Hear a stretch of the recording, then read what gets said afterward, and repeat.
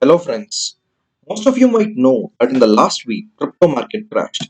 Bitcoin came down from its all-time high to close to $30,000. This is more than a 100% fall. This is not only the case with Bitcoin, but also with other cryptocurrencies such as Litecoin, Ethereum, Dogecoin, etc. If you look at Bitcoin's price movement since the beginning of the year, it's not really a crash. At the start of the year, Bitcoin was trading at around $29,000 and then it reached the all time high of around $64,000 and then it came down to $30,000 and after which it started gaining momentum and yesterday it was trading around $37,000. What is the reason behind the swings, the volatility of Bitcoin and cryptocurrencies? Why is this happening?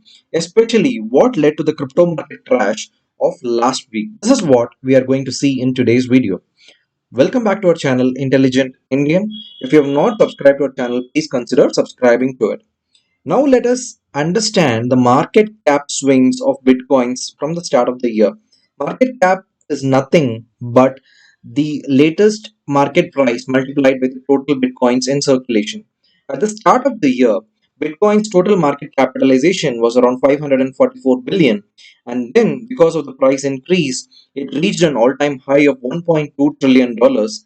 And then in the last week crash, it came down to around $600 billion and then it started gaining momentum to reach $700 billion. If you look very closely, Bitcoin has lost close to 500 to 600 billion in market capitalization. How big is this? Let's compare this with some examples. If you look at Tesla's market capitalization, it's around 560 billion. If you look at Facebook, it's around 900 billion. And if you look at Reliance, which is the largest company in India, it's around 180 billion, which means within a 1 month span, the value erosion in Bitcoin's market capitalization is three times Reliance or one time Tesla or 66% of Facebook. That is the amount of value erosion that has happened in Bitcoin's market swings. Now, if you look at Bitcoin's price history, this is not new. Bitcoin has seen various ups and downs since its inception. In 2011, it started with $1 per Bitcoin and then it reached $5 and then it reached an all time high of $14,000 in the year 2018 and then it crashed again. But after the coronavirus pandemic, it started continuously rising to reach an all time high of $64,789. And only in the last week, it has seen a major crash, right? So this volatility is not new for Bitcoin. Why is this happening? Can we compare this with stock market? If you look at stock market, the price movements in stock market is different from the price movement in the cryptocurrency market. Why? Because in stock market, the price movements are determined by two factors. One, the fundamentals, and two, the technicals. Fundamentals mean the cash flow and the financial health of the company, whereas technicals mean basically the momentum, the trading volume, the speculation, etc. If you look at the crypto markets, it's purely determined by speculation, which is the technicals, and speculations about the future of Bitcoin and other cryptocurrencies, right? This is clearly not backed by fundamentals because Bitcoin is not a cash flow generating asset. It's merely a currency or a storehouse of value. This is the fundamental difference between a stock market crash or stock market price movements and the crypto market price movements. This is essential to understand why it is so volatile. Now, let us map how Bitcoin has moved in the last 6 months, say from the start of this year, and what has led to this movements. At the start of the year, as we saw, it was around $29,000. On 28th Jan, something happened.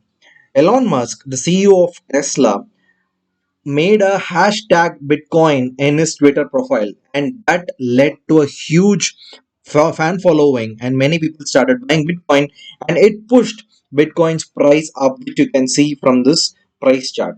10 days later, what happened is Tesla said it has bought around $1.5 billion worth of Bitcoin and it plans to accept Bitcoin as payment.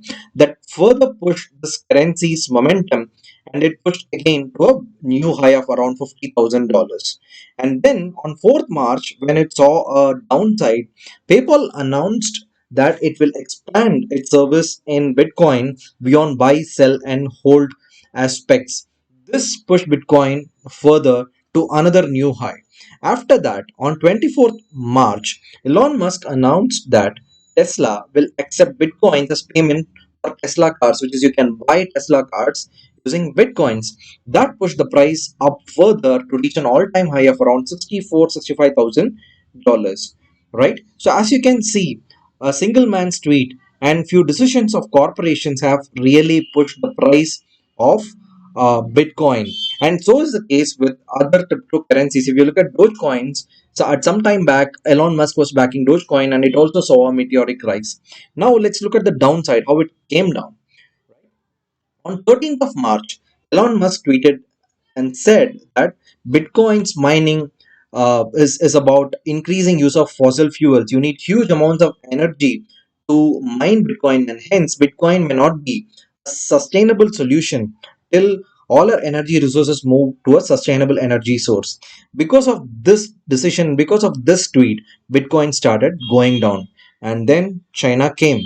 China's central bank said that they will restrict the transaction and services provided by the Chinese bank regarding cryptocurrencies. This further led to the fall of Bitcoin to around $30,000.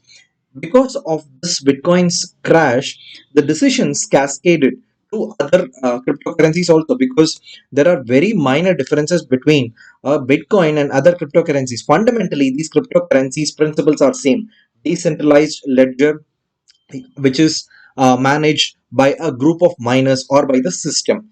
And hence you saw that the price movements of cryptocurrencies is not really based on fundamentals, but really on the decisions of few powerful people and some corporations. So if you look at these price movements, while these are driven by these powerful people, the people really behind these movements are the speculators, right? They are the ones who get influenced by these decisions and move the market. So you have two types of speculators. What a speculator does is basically, as soon as this decision or a tweet comes from Elon Musk, they started buying more, and this pushes the price up. Let's look at these two type of speculators. The first type of speculator is a short-term speculator. They want to leverage the momentum and exit early. That is, if they see a Elon Musk tweet, as soon as they see a tweet, they start buying, and which leads to the price increase of Bitcoin. And within a short span of time, they sell it and exit, right? And with that, they make considerable amount of profit. They are really gamblers. They know that there is going to be a momentum and they will exit early. They do not really bet on the long term future of Bitcoin, right? These are slightly smarter people, I would say. The other type of speculators are long term speculators, right? They bet on the future of Bitcoin and cryptocurrency. They think that Bitcoin and cryptocurrencies are the future currencies of the world, and sometimes they even call themselves value investors, right? All they can just do is just wait and watch, and they can hope that cryptocurrencies at one point in time will become the future. All right. Now, what will be the future of the cryptocurrencies, right? Can they disrupt the financial system in the world? Let's look at it in subsequent videos. I hope you like this video. Please help me spread this message by sharing this with your friends. Give us a thumbs up and don't forget to subscribe to our channel.